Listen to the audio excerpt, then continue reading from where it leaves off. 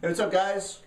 I am just jamming out again, and we are at the studio today in Livermore at Studio West. And I just wanted to share with you guys creative process video number 2. And this is basically a riff or two that I came up with on my own just in the last 24 hours. And this is how we transfer that idea to a work in progress for an actual song. So I came up with kind of a percussive riff the other day, real simple. It was something like this.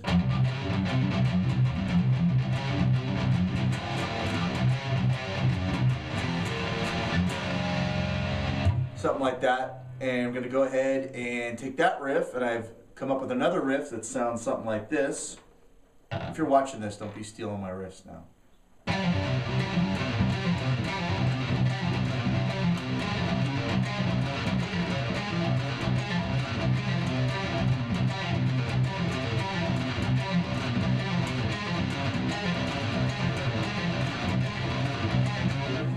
So there's that riff and the other riff, and now we're going to go ahead and Jonathan, my drummer, has worked out the a little bit of what the timing is of the riff and the beats per minute, and we're going to take you into the back room of this place.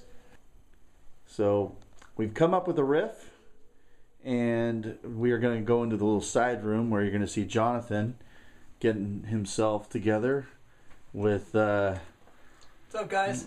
the electronic drums. So he's just going to program something based on the riff that I came up with, and this is kind of how we do it in the studio to come up with a real rough demo. So yesterday you guys saw the video of my little home project. This is more of a nice setup than what I was showing you at home. So he kind of figures out basically the beats per minute that we worked on a riff earlier, and now he's going to go ahead and find a drum kit and basically a whole rhythm section for what I'm going to be jamming to record my riffs.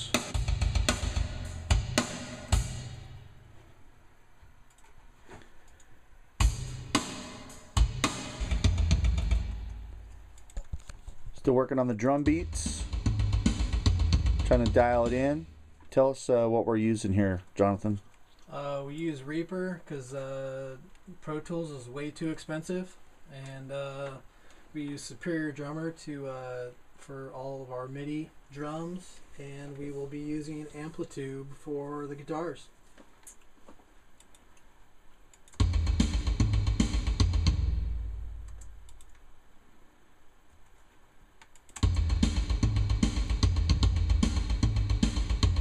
And once again, this is for demoing out the song. This is not for final recording. We use real drums and real everything, not the samples.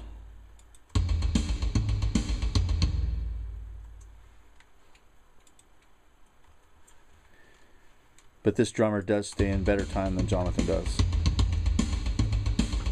Perfect timing. And that's why we don't want to use it. We like out-of-time drums. Gives you that live feel. Just typically go with something nice and easy, and then what I do is I take it back home and I have an electronic kit where I just go ahead and plug it in, and then I actually play to what he's laid down, so we get something that's a little bit more than just a MIDI beat for us. But you know, this works for laying it down really quick, so we can do our what we like to call the cut and paste method.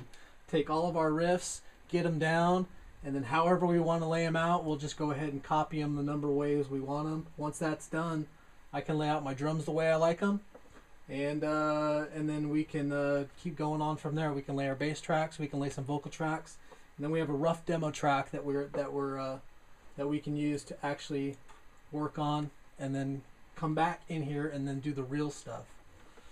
Try to not do it with all the electronic toys that are out there available. We like to try and really play our instruments. So I can't figure it out. Don't record this. No, keep doing what you're doing. See that this is the shit that nobody will post because it's stupid. That's why. Jonathan's just, without you guys probably catching that last little 10 seconds, he was sitting there. Do it. Do what you just did. Okay, he sat there trying to figure out the rhythm. As a drummer, that's what he does.